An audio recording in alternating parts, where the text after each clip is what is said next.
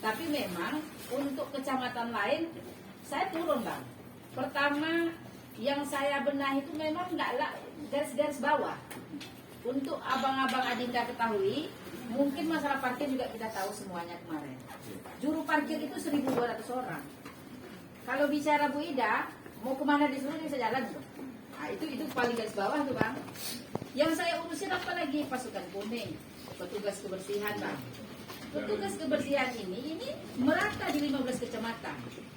Nah, pasukan kuning itu lebih kurang 1.700 orang tuh Bang. Di 2 OPD, ada PUPR dan ada DRHK. Ini yang saya sisir Bang, pasukan kuning, juru parkir. Memang tidak di kelas elit, tapi di kelas mainnya memang di kelas bawah. Nah, dalam arti kata, saya mendedikasikan diri untuk mereka ini termasuk di bidang pendidikan. Guru bantu, guru komite. Kenapa saya banting setir pindah ke Komisi 3? Karena memang saya ingin berjuang di dunia pendidikan untuk para guru, para anak-anak kita, kemudian juga ingin berjuang di bidang kesehatan untuk BPJS dan segala macam, bantuan sosial untuk masyarakat kita. Kemudian kalau di Komisi 3 juga saya bisa berjuang untuk di dana bansos dan kesejahteraan lainnya. Kalau Komisi 1 kemarin kan hukum dan pemerintahan, ruang lingkupnya kan agak kecil. Nah, tapi sekilas sebelum ini lebih lanjut pertanyaan Bang Ee tadi, mungkin ada baiknya saya memperkenalkan diri juga lah dulu, Bang. Lebih rinci. Kalau nama mungkin Bapak Ibu juga sudah tahu. Paling seksi itu ya kalau bicara nama Bu Ida. Tergantung negatif dan positifnya yang ditanggapi. Nah, nama saya mungkin Bapak Ibu sudah tahu. Saya asli kelahiran Desa Batu Belah, Kabupaten Kampar. Asli Rongocula. Tahun 79 Bang. Jadi tahun kelahiran saya Desember tahun 79. Kemudian pendidikan SD di kampung, SMP SMA pondok pesantren Bang. Saya lahir dari pondok pesantren Darul Nahdo Tawalib Bangkinang. Oh, ya, tahun 97, angkatan tahun 97 tamat. Saya pernah prestasi yang saya raih di pondok itu mewakili Provinsi Riau dalam ajang MTQ tingkat nasional di Jambi. Jadi saya salah satu qoriah dari kecamatan dari Kampar bidang syarhil Quran, dan itu kita juara Bang di nasional, tingkat nasional ya. Karena MTQ itu kan mulai dari bawah, kecamatan, kabupaten, provinsi. Saya membawa nama Provinsi Riau untuk di tingkat nasional di Jambi tahun 97. Alhamdulillah kita juara tingkat nasional. Prestasi di luar dari politiknya belum ada ketika itu.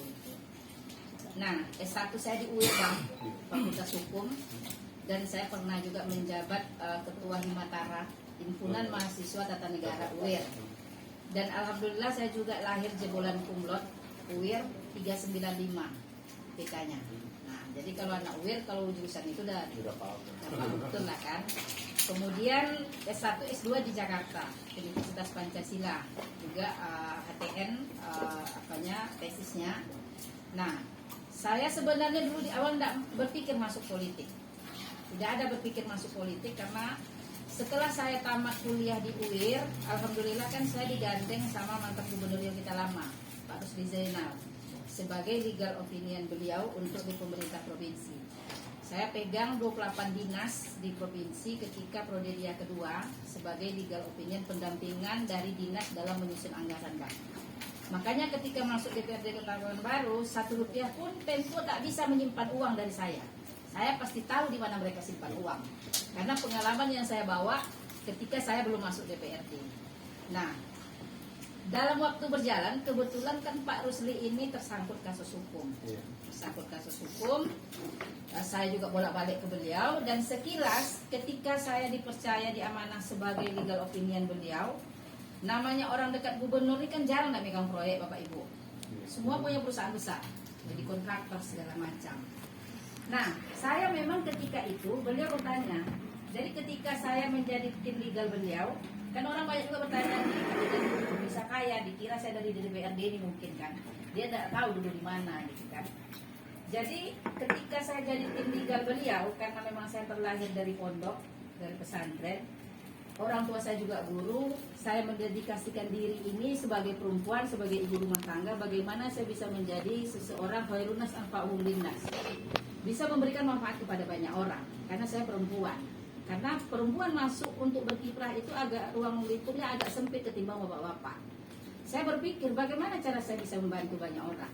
Maka ketika saya jadi tim legal Pak Gubernur, saya dirikanlah perusahaan yang bergerak di bidang cleaning service, outsourcing. Perusahaan saya pegang di provinsi itu seluruh dinas, rumah sakit, perkantoran, kantor gubernur, segala macam. Perusahaan saya pegang setelah Raja Rusdianto. Nah, perusahaan saya sambung. Ditanya saya sama Pak Rusli itu, ini saya cerita sedikit pengantar deh ya, biar juga Bapak Ibu tahu Kak Ida itu sebenarnya orientasinya apa gitu kan. Beliau nanya ke saya, ada, kok Ida dirikan perusahaan ini? Kenapa kok tidak perusahaan besar? Karena ketika itu kan dalam tahap pembangunan kondo, ada gedung ini, proyek triliunan di provinsi itu. Pokoknya mandi uang lah orang di provinsi itu kalau kontraktor. Di lingkungan RZ itu tidak ada yang tidak kaya bang. Semua kaya, itulah keberhasilan RZ. Kenapa kok Ida dirikan hanya perusahaan cleaning service? Ida orang gubernur loh. Kenapa tidak perusahaan pengadaan barang, mengisi barang ini? Kan banyak bang proyek provinsi kan menghadapi PON. Saya bilang, Pak Gub, saya orientasinya bukan hanya untuk mencari kekayaan. Tidak hanya semata mencari uang. Bagi saya kalau mencari uang, yang Bapak kasih hari ini sudah lebih dari cukup. 28 dinas Bapak kasih ke saya pendampingan hukum, kali 200 juta per tahun satu dinas. 28 dinas, berapa gaji saya? Kerjanya hanya pendampingan, tidak kerja keras, kerja otak, kasarnya kan gitu kan. Anak saya cuma 2 Pak, suami saya PNS. Jadi apa yang mau saya cari untuk kalau berbicara masalah uang? Tapi Pak, saya ini alumni pondok pesantren. Saya hidup bagaimana bisa membantu orang banyak. Nah, kalau saya dirikan perusahaan ini Pak, saya bilang, hanya memang bunyinya cleaning service. Tapi untuk Bapak ketahui, perusahaan ini bisa menampung orang tak punya ijazah, tapi dia punya keinginan untuk bekerja. Dia punya kewajiban mencari nafkah. Tanpa ijazah orang bisa bekerja. Kemudian tanpa batasan umur orang juga bisa bekerja. Mau 50, mau 55, sepanjang dia memang punya keinginan dan fisiknya kuat, saya bisa bantu dia bisa bekerja. Kalau dia cleaning service, ketika dia punya ijazah, kita bisa berdayakan jadi supervisor dia, jadi mandor segala macam. Hari ini Pak, perusahaan saya itu kebetulan saat itu sudah punya karyawan 2.500 orang. Karena ada seluruh dinas tersebar bahkan rumah sakit, kantor gubernur. 2.500 orang Pak, saya bilang. Satu hal yang saya ambil. Kalau saya meninggal hari ini mohon maaf nih Pak Gub, yang tua yang muda kan sama aja nih, saya bilang kan. Umurnya kan tidak bisa kita tentukan. Kalau saya meninggal hari ini Pak, saya bilang, maka akan ada 2.500 orang karyawan saya menghantarkan jenazah saya ke kuburan. Diam nih Pak. Ketubun ya, diam dia kan. Kok gitu dah kata dia. Ya iyalah Pak, saya bilang. Karyawan saya ini 2.500 punya hubungan emosional dengan saya menggaji mereka tak perlu punya ijazah tinggi, mereka tak perlu batasan umur, dia benar-benar hidup dengan saya, bekerja, saya gaji mereka, emosionalnya lebih tinggi Pak. 2.500 orang saya yakini 99% akan menghantarkan jenazah saya ke kuburan, plus mendoakan saya. Kalau Bapak Gubernur nih, saya tidak menggurui ya, saya bilang kan. Karena saya dengar RZ itu dia suka dari saya tidak pandai memuji mengapa, yang penting apa adanya gitu kan. Kalau Bapak meninggal hari ini, saya tidak yakin akan ada 2.500 orang menghantarkan Bapak ke kuburan, jenazah Bapak. Kenapa kok gitu? Karena pejabat itu digaji oleh negara. Paling yang ngantar Bapak eselon 2, kepala dinas. Hanya paling itu. Karena mereka tidak punya keterkaitan secara emosional dengan Bapak. Itu alasannya Pak. Nangis ya Pak. Itu masih hidup ya sekarang tuh Pak. Meneteskan air mata dia ke saya. Apa dia bilang ke saya? Bapak ada 2 periode. Bapak tidak berpikir apa yang Ida pikirkan. Kata dia kan. Nah itulah alasan saya Pak. Jadi di samping kita hidup mencari uang, tapi kita juga bisa memberikan manfaat kepada banyak orang. Bapak tengok tuh cleaning service kan banyak berumur tuh Bu. Orang tidak sekolah segala macam. Kalau jumpa dengan kita nih Pak, mungkin lebih daripada dia melihat orang tuanya. Begitulah saking kedekatan emosional mereka dengan kita. Dan kita terasa senangnya gitu ketika bertemu dengan mereka. 2.500. Berjalanlah waktu. Kita lah semua perusahaan di provinsi itu kita megang. Nah, ketika beliau sudah tersangkut masalah hukum, kan otomatis pekerjaan yang tadi ini putus nih, saya yang legal opinion itu kan ada lagi kan, karena beliau udah masuk. Jadi dia tanya ke saya di 2012. Dah. Belum, 2012 nih Bang, kan 2014 kita kan. Ida sekarang setelah lepas dari Bapak mau ikut Wardan, kebetulan kan mau jadi bupati tuh. Mau ikut bupati mana Bapak rekomendasikan untuk legal opinion di kabupaten-kabupaten kota. Saya bilang kalau untuk itu Pak nantilah, saya bilang kan. Nah, kalau enggak gini lah, Ida datang ke Bapak dulu kan kuncinya untuk bagaimana bisa membantu orang. Kalau Ida hanya pegang provinsi menjadi konsultan hukum legal opinion itu kan terbatas. Bagaimana kalau Ida masuk ke politik? Saya tidak pernah berpikir Pak masuk politik ini karena saya tidak ada jenjang ke atas, keluarga tidak ada yang pejabat politik, lingkungan tidak ada jadi pejabat politik. Makanya saya ketika melihat adik-adik tetangga yang mau maju di politik, itu saya orang pertama mensupport. Karena saya bukan keturunan pejabat yang dari pejabat politik. Makanya saya terus terang secara pribadi kagum melihat Rahmat karena saya sering ikuti kegiatan Facebook dia segala macam kan gitu. Apa karena saya memang punya emosional sendiri melihat orang-orang yang ingin maju tampil di panggung politik. Karena saya tidak punya histori seperti yang lain. Kalau orang jadi pejabat, anak pejabat biasa lah. Kalau ayah saya guru semua kan. Nah jadi masuk ke politik beliau bilang kan, gimana Pak? Saya tidak pernah berpikir masuk politik. Kata saya, apa payahnya Ida? Maju provinsi, Ida punya karyawan 2.500 orang. Kata dia nih, 2.500 orang kali 2 ada 5.000. Tinggal Ida cari berapa lagi nih duduk provinsi. Dia dorong saya masuk provinsi Pak, bukan kota justru itu kan. Dia juga ya Pak ya, saya bilang. Tapi saya pikir lah dulu saya runding sama suami dulu, sama keluarga gitu kan. Nah, akhirnya saya runding sama keluarga, sama suami. Karena apa Pak? Kalau orang lain mendorong saya, suami saya tidak mendukung, saya tidak bisa maju. Karena saya perempuan. Namanya politik waktu itu sudah sempit untuk keluarga. Saya wanti-wanti dengan suami, siap nggak untuk meluangkan waktu.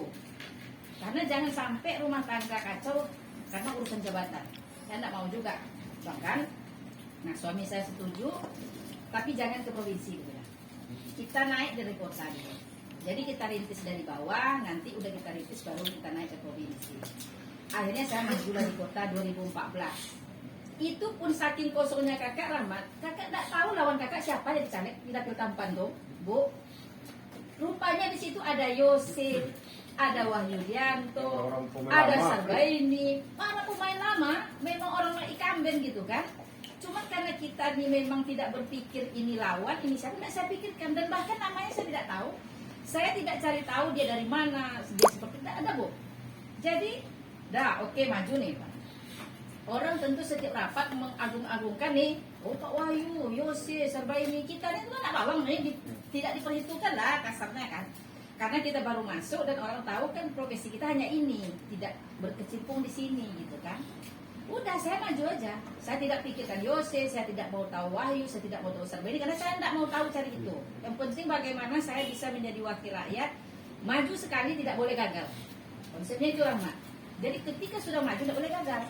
Berarti kita sudah mengambil keputusan untuk langkah itu. Saya maju, alhamdulillah suara saya peringkat kedua dari Yose. Dipanggil saya ke partai, suara Ida jauh di atas Wahyudianto. 1.000 suara saya di atas Wahyudianto dengan angka 2.500 periode pertama. Yose 4.000. Dapatlah Golkar 2 kursi di Dapil 5 Kecamatan Tampan. Apa kata Pak Irzal Bulu? Dia kan ketua partai. Bisa Ida mengalahkan Wahyu kata dia. Siapa Wahyu itu ketua kak bilang kan? Masa Ida nggak tahu Wahyu? Jadi tak pernah jumpa lapangan, nggak pernah ketua. Karena saya juga nggak mau tahu itu siapa. Yang penting saya turun aja di mana saya bisa turun gitu kan. Ternyata Pak Wahyu ini incumbent. Nah, apa kunci yang saya ambil? Ternyata kalau kita ingin maju Bang, memang jangan kita mengurus urusan orang lain. Apa program kita, apa niat kita, udah kita jalan. Tanpa harus kita memikirkan orang ini seperti ini, orangnya harus kita matikan, tidak perlu. Karena memang tidak ada gunanya rupanya. Memang kami tidak melalui itu gitu kan. Alhamdulillah duduklah periode pertama 2.500 di bawah Yose lah.